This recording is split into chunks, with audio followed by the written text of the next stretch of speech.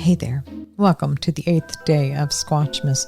I hope you're ready, because we're getting started right now.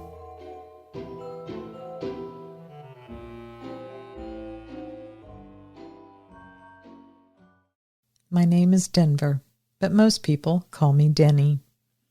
I'm writing to tell you about something that happened one Christmas. For decades, we had a family tradition of passing out big tins of cookies, fudge, and candy to many of our neighbors up and down the country lane we lived on in Pennsylvania. But something happened one year. Now, I have a lot of memories wrapped up with this, so forgive me if I get down in the weeds at times. I'll call the road that we lived on Neighbor Road. Now, that isn't the name, obviously.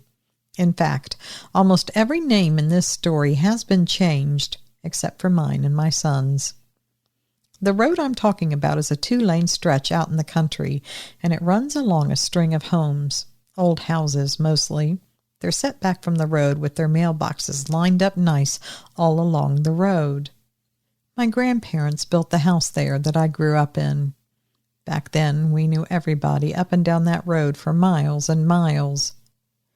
At Christmas, my mom and dad would bake for days, making all sorts of things to fill the tins. Then we'd load it all in Dad's car and drive it around, passing them out to neighbors. I loved doing that, and even when I came home on winter break from college, it was the first thing I wanted to do. Now, we would start sometimes early in the day. Dad would crank the heat, put on a station that was playing some Christmas music, and we would head out. In time, I graduated from university, got married, and had my first son in 1999. My father passed away the first week of December in 2006. That Christmas was the first Christmas I could recall that no tins were delivered.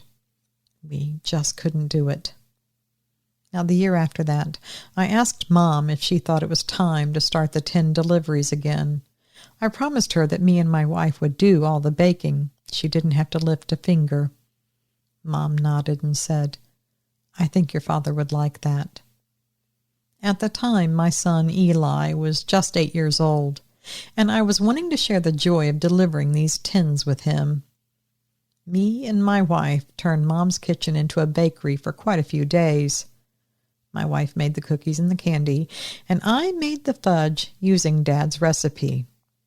We wrapped everything up and loaded it into metal tins. By the time we were done, Mom's kitchen looked like a holiday factory, and for a while, it felt like Dad was there with us in the kitchen. We went out on December 21st, late in the afternoon, just as dusk was coming on. Snow had fallen the night before and had left everything clean and bright. I loaded the tins into the back of my truck. Eli climbed into the passenger seat with his hat pulled down over his ears, his cheeks already looking pink from the cold. We pulled out of the drive with Christmas music on the radio. I was happy to share this with Eli. For the first few stops, everything was perfect. Mrs. Klein lived in an old, narrow white house with Victorian gingerbread trim on it. There was a simple green wreath on her door with a red velvet bow and white electric candles in her windows. She opened her door in one of her knitted sweaters and said, "Oh, you shouldn't have." She really meant she was glad we did. Her house smelled like fresh pine and lavender. Mr. Pruitt, the old farmer with hands like tree roots, took the tin and said, "Wonderful. The grandkids are here, so I know this'll be gone long before midnight." He chuckled and winked at Eli. As he closed the door, I caught sight of children running down the hall to see what Grandpa had. And behind them, I saw just a glimpse of a large tree with twinkling lights. Stop after stop was made. Christmas lights everywhere, softening the falling darkness. We were maybe 8 or 9 houses in when Eli said very casually, "Hey, Dad?" "Yeah," I said. "There's somebody over there in the woods. They've kind of been running along, like following us or something." I laughed a little without meaning to. What do you mean? Somebody following us in the woods?" He pointed with his mittened hand out the windshield toward the right side of the road where the tree line ran parallel behind the yards. "There," he said, "right there by those trees. See him? He's running along." I glanced over, but I didn't see anything. "Probably just a deer," I said automatically. Eli shook his head hard. "No, Dad, it's tall, and it's using only 2 feet to run." Now, kids say lots of things. Kids have wild imaginations. But Eli, he wasn't usually like that. "Well, what did it look like?" I asked. Eli stared out the window, squinting. "Kind of like a really big man, but I don't think it was a man. It's way too big." Along that stretch, the houses weren't very far apart, maybe a couple 100 feet between the driveways. The woods run like a dark fence behind them. And with all the Christmas lights on the houses, the tree line isn't pitch black. It's lit up in patches, red and green, warm whites, blinking and steady, making shadows dance all around. I looked again, longer this time, and still I could see nothing. Well, maybe it went behind the trees," I said. Eli looked over at me, but didn't answer. He just went back to staring out the right side. We pulled into the next driveway, Mr. and Mrs. Dalton's place. Their yard was a whole production, lights wrapped around every tree, a big glowing sleigh, and a big lit star over the garage. Eli and I carried a tin up to the porch. Mr. Dalton opened the door, grin wide. "Well, look at you two. What have you got for us tonight?" We stood and chatted for a minute, then headed back down the steps. And that's when I noticed something that I hadn't noticed before. The dog. The Daltons have a dog, a big lab mix. Friendly as all get out. He can bark a lot, but he'll wag his tail and he'll press his nose up against the glass, and as soon as the door's opened, he will run out to greet you and sniff you from one end to the other, his tail wagging all the way. Well, tonight he wasn't doing that. He wasn't barking, and his tail wasn't wagging. He was standing in the doorway behind Mr. Dalton, his body stiff, his ears forward, staring past us out into the darkness. He wasn't looking at us, that was clear. He was looking past us, toward the tree line. I felt my stomach tighten just a notch. We walked back to the truck and got inside and started the heat blasting again. I checked my mirrors as I backed out. Snow glittered in the yard lights. And along the tree line, between 2 tree trunks, there was a dark blotch standing out against all the white snow around it. It was tall and still. I hit the brakes and looked hard in the mirror. I thought I was looking at a scorched tree trunk. I tried to find anything that made some sense of what I was seeing. But then it moved, and there was nothing that made sense anymore. Eli was looking in the passenger side mirror. "There, Dad, there, that's him," he said. I went ahead and pulled out of the driveway and kept on driving, but I kept my eye on the tree line and then in the mirrors as we passed. The shape stayed at the edge of the light until we passed. Then it vanished behind the trees again. I told myself it was some creepy neighbor I didn't know. Maybe it was someone out there walking their property line. Maybe they were out there looking for their lost dog. Maybe they were wondering what we were doing going from driveway to driveway. Maybe they thought we were selling something. Honestly, as I drove, my mind was thinking of all those things and many others. And then my brain said, anybody out here doing most of the things you just thought of would have a flashlight. And they can't run in snow to keep up with a truck on the longer stretches between houses, flashlight or not. I ignored that part of what my brain said. We did 8 more stops. I tried to keep it casual and normal. I kept my voice light. I kept talking about cookies and who got extra fudge. And I regaled Eli with tales of me and my dad doing this so many years ago. But all the while, my eyes kept drifting over to the right, to the woods. Eli kept watching too, quiet now. At the 6th house, I saw it again. Not close to the yard, farther back, along the tree line, moving parallel to us. It was definitely keeping pace with us. I saw it coming up to the edge of the trees, and I saw the way it moved. Yes, clearly on 2 legs, walking straight like we do. It didn't stumble in the deep snow. It wasn't slowed down one bit with the snow, which had accumulated out there under the trees over the last month or so, and was probably 8 to 10 inches or more deep. My stomach clenched thinking about those things. My brain touched on the possibility of a Bigfoot. You know, you've heard and read a lot of stuff about them in the last few years, but I always thought it was just a bunch of hooey. I wasn't so sure about that right then, though. Not much matched the size, the look, and the speed of what I was seeing.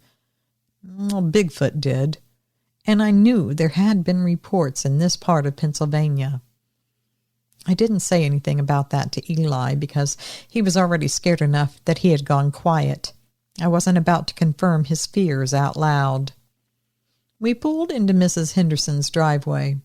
She's an older widow, lives alone, and always puts a candle in the front window every Christmas like she's some lighthouse. Her porch light was bright, and she'd wrapped her railing with warm white lights that made the snow on the steps glow. We walked up. We knocked. She opened the door and her face lit up like we were just old family. "Oh, my goodness," she said. "It's my boys." Now, she always called me her boy long, long ago, so now it was my boys. We gave her the tin and the candy and the fudge. She clasped it like it was something precious. We talked for a minute, some weather, how she's doing, how her grandchild is bringing her 2 great-grandchildren to see her at Christmas, and if it was all right with us, she was going to save all these goodies to share with them. Of course it was okay. I went out to the truck, grabbed an extra tin and some more fudge, keeping my head on a swivel the whole way. Mrs. Henderson was thrilled. She talked more about how excited she was to have company this year, and I just let her talk. But then, from somewhere behind us, somewhere in the darkness, we heard the snow crunching. A slow, heavy crunch, then another, and another. I froze mid-sentence. Mrs. Henderson's smile faltered. Her eyes flicked over my shoulder. Eli's whole body went rigid beside me. Then came another crunch. It wasn't close enough to be in the yard, but it was close enough that it was near the road. I forced myself to laugh lightly, like it was nothing, like I wasn't suddenly aware of how exposed we were on a lit porch with the woods behind us. "Oh, that's probably a deer," I said, and my voice sounded wrong, even to me. Mrs. Henderson's mouth tightened. "No, I don't think so. Deer don't sound like that." She looked at me with a knowing, sharp look. That made my skin prickle. I handed her the extra tin quickly. "Well, Mrs. Henderson, we should keep moving. Roads are slick, and we just have a couple more stops to make. Merry Christmas to you," I said. She nodded, but she didn't look convinced. She looked worried. But she wished us a Merry Christmas all the same. As we walked back down the steps, I kept my head up, scanning the yard edges, the ditch line, the road. The Christmas lights made everything brighter than it should have been. The shadows were sharp. The snow glittered on the ground. And across the road, at the edge of the field near the tree line, I saw it clearly. It stepped out into a patch of light cast from a neighbor's inflatable Santa. It was then I saw the full outline. Tall, taller than any man I've ever seen, with broad shoulders and long arms hanging impossibly low. There was dark hair, shaggy, hanging with what looked to be ice or snow at the ends and places. It stood there, half turned, watching us. Eli made a small sound. "Truck," I said, and I didn't care that my voice wasn't calm anymore. We moved fast, our boots slipping on the packed snow. I got him into the passenger seat and slammed the door shut. I went to my side, climbed in, and locked the doors instantly, and turned the key. The engine started with that familiar rumble, and for a second I felt relief. But then I looked up through the windshield. That shape was closer now. Still across the field, but it had moved. It wasn't behind the trees anymore. It was out there in the open. The Christmas lights from the houses lit it up in little slices, bits of red and green blinking across dark hair, warm white outlining its shoulders. It was walking out in the open, seemingly toward us. I pulled out of the driveway and started down the road, and it changed its direction. It was following. My throat went tight. "Dad," Eli whispered, his voice trembling. "Let's go home." "All right, Eli, we will. We just have 2 tins left. We can do these real quick." I said that, but I heard my own voice shake. We did have 2 tins left, plus there were a few extra that we always carried. And the last stop was the one that my dad always made the last. It was a little house at the end of the road where old Mr. Redding lived. Now in his 90s, he was as stubborn as a mule and refused to move into town or into a home like his kids and grandkids had been badgering him to do for years. Dad never skipped Mr. Redding, so I wouldn't either. I drove to the next house, and luckily I didn't even have to get out. They were outside wrapping their porch rails with fresh garland ropes. I pulled in the driveway, rolled down the window an inch or two, and called out, "Merry Christmas! We've got a little something for you." The homeowner laughed and came down, grabbed it, thanked us, and I kept it real short and quick. Eli stayed hunched in his seat, his eyes fixed over on the woods. When we pulled out, I glanced right. The shape was still there. Not in the same spot. It was moving. It kept pace with our truck like it was matching us house to house, yard by yard. But why? I really couldn't fathom. It had no interest in the other people that were outside. But something about us, our truck, something, had its interest. All the Christmas lights out there made it easier for me to see it, a lot more than I ever wanted. It would pass behind a dark patch, then reappear under a porch light's glow. It would vanish behind a thicker stand of trees, then step out where a yard display threw light far into the field.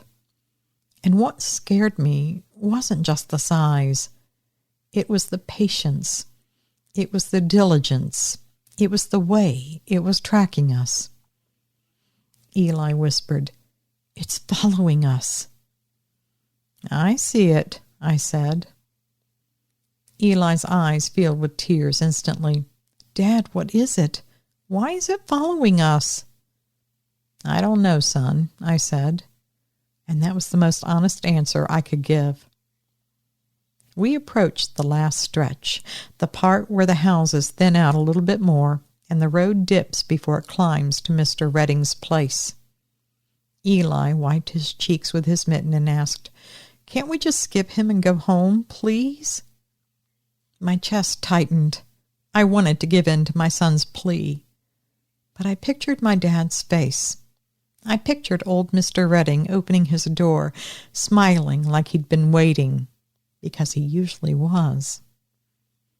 "I'm going to do it fast, I promise," I said. "You can stay in the truck, keep the doors locked. You only open them when I come back, understand?" Eli nodded, his eyes wide. I pulled into Mr. Redding's driveway. His house was lit up like a little beacon in the night, strings of those old-fashioned C7-type bulbs all along the porch rail. There was a big wreath in the window and a plastic Santa hanging under the wreath. The air outside bit my face. My breath came out thick. The snow under my boots crunched loud in the quiet darkness. I walked up to his porch, knocking. "Mr. Redding," I called. There was no answer at first. I waited a minute, and I knocked again, this time harder. Wind hissed through the bare trees while I waited. Somewhere far off, I heard a dog bark. Then his door creaked open.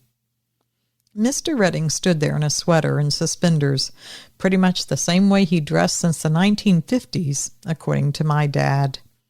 His hair was thin and white, his face lined like old weathered wood. "Well, I'll be," he said, smile spreading slow across his face, "if it ain't the Cookie Boys." My throat tightened with memories. "Yes, sir," I said, forcing a smile. "Merry Christmas." He looked past me toward the truck.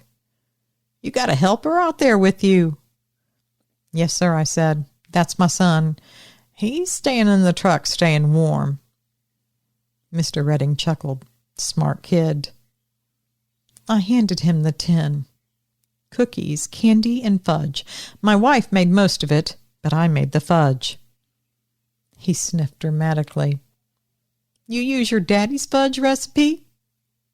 "Yes, sir," I said. "It's his recipe, to the letter." Mr. Redding's smile softened. Your daddy was a good man. Good friend to me through the years. I sure do miss him." "I do too," I said quietly. For a moment, the porch light all around us seemed to glow. Then, from the yard behind me, the snow crunched. Slow and heavy, closer than before. My blood turned cold. Mr. Redding's eyes flicked past my shoulder. His smile disappeared. "What's that?" he asked, his voice suddenly sharp. I turned, and there it was. At the edge of his yard, near the line where the porch lights faded into the darkness, a tall shape stood in the snow. Closer than it had gotten all night. Close enough now, there was no denying what it was that had been following us. I had a good look on it. Dark hair, massive shoulders, long arms hanging low, massive, muscular legs. It tilted its head slightly, like it was considering something. The Christmas lights lit it up in patches, making it appear and disappear in pieces as the lights flashed. Red glowing on one side, green on the other, then they would switch. Warm white would outline the bulk of it. Eli screamed from inside the truck, a thin, pitiful sound muffled by the glass. The shape's head snapped toward the truck. My heart dropped, because I understood it knew exactly where the smaller sound had come from. Mr. Redding whispered, "Lordy, Lordy, have mercy." I didn't have a plan. I didn't have a weapon. I was going out to deliver Christmas cheer, not go hunting. All I had was a tin that was suddenly the least important object in the world. I put the tin in Mr. Redding's hands. "Go inside," I told Mr. Redding. But he didn't move. He just stared, frozen.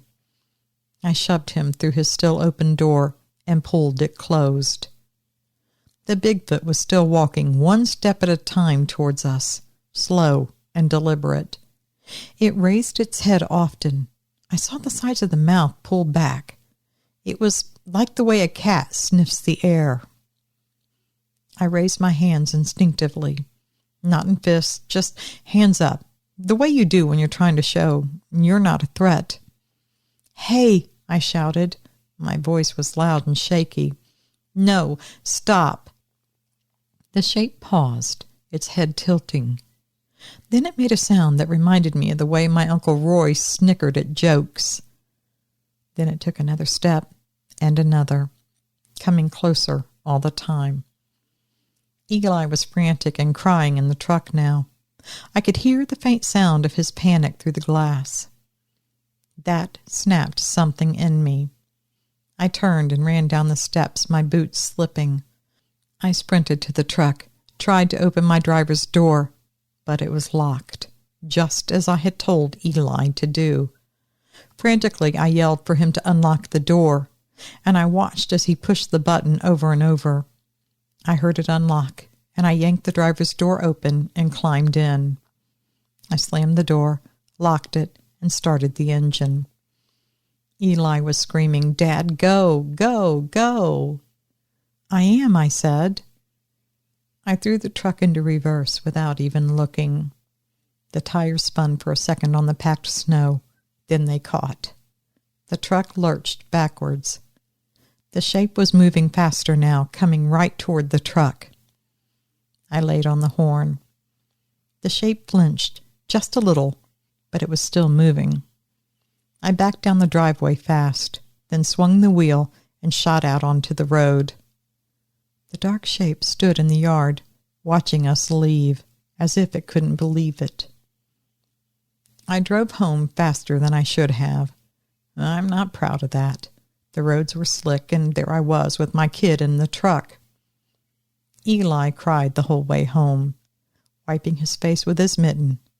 He kept saying, "Dad, it was real. Bigfoot's real. We saw him." "I know, son, I know.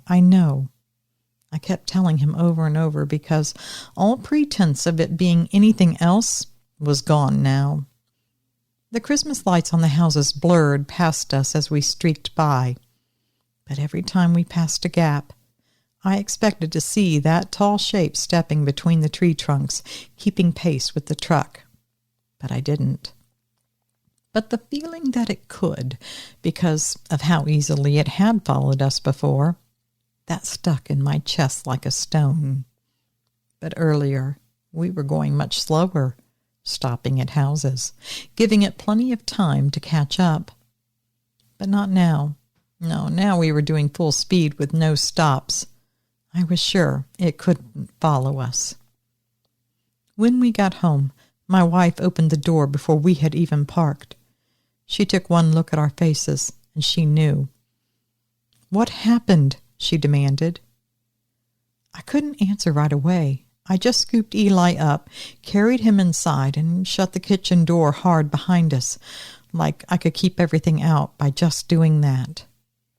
Eli clung to my neck and didn't want to be put down in the kitchen. "There was a monster out there, Mom," Eli sobbed. My wife went pale. "A monster?" I swallowed hard and looked at her. I shook my head. "No, not a monster." She stared at me like she was searching my face to find a sign of a joke. "There was something out there in the woods," I finally said. "It followed us. Eli saw it first." My wife's voice was very small. "Bigfoot?" I looked at her in shock. Why would that be the first word she said? I didn't exactly answer, so she said, "Mr. Redding called right after you left his house. Said he saw it as plain as day out there. He wanted to make sure you got home." My mom was standing in the doorway of the kitchen and nodded, her hands twisting and knotting her old baking apron as I recalled her doing, well, most of my whole life. Eli whispered, "Mom, it was following us. I think it smelled the cookies." I looked at Eli. That sounded absurd. But then again, really, was there any explanation that made sense that night? I didn't have any. The next day I drove back down Neighbor Road just to see what I could see. Maybe I could see something that made sense. The road looked innocent in the sunlight. The snow was bright on the ground. Mailboxes were lined up like normal. But there, near Mr. Redding's yard, where the field meets the tree line, I saw deep depressions in the snow that were faced far apart, too far to be any man's. I was pulled off to the side of the road by Mr. Redding's driveway when he came out and he hollered for me. I walked down the drive and up to the porch, squinting in the bright sun. "Well, I reckon you done saw it last night, didn't you, boy? Lordy, yes. Yes, you did, my boy." I looked at him and said, Mr. Redding, I'm not quite sure what I saw. He stared at me with his old, watery eyes. Well, it was Bigfoot. You done saw that Bigfoot, son. It's been round here, well, almost as long as me, though might not be the same one. But that's only the 4th time I've seen it in close to 70-odd years that I've lived here. Yes, sir, I reckon you saw it last night. Lordy, yes, you did. You had to. I stood there with my mouth open. I couldn't lie and say that I didn't. But talking Bigfoot with a neighbor like we were talking about some stray dog running around just didn't feel right either. But it didn't matter. In the next second, he thanks me for the tin of cookies, and he told me he was enjoying the fudge. He told me again how much he missed my father. And then he said that he was going to get back to doing his things inside. It was too cold for him to be standing about and jawing on the porch. And that was that. I should have asked him more questions. Did he know what drew the Bigfoot? Was my son right?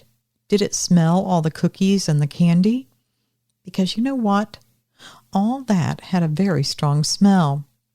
For the next week or so, whenever I got in my truck, it smelled like a bakery.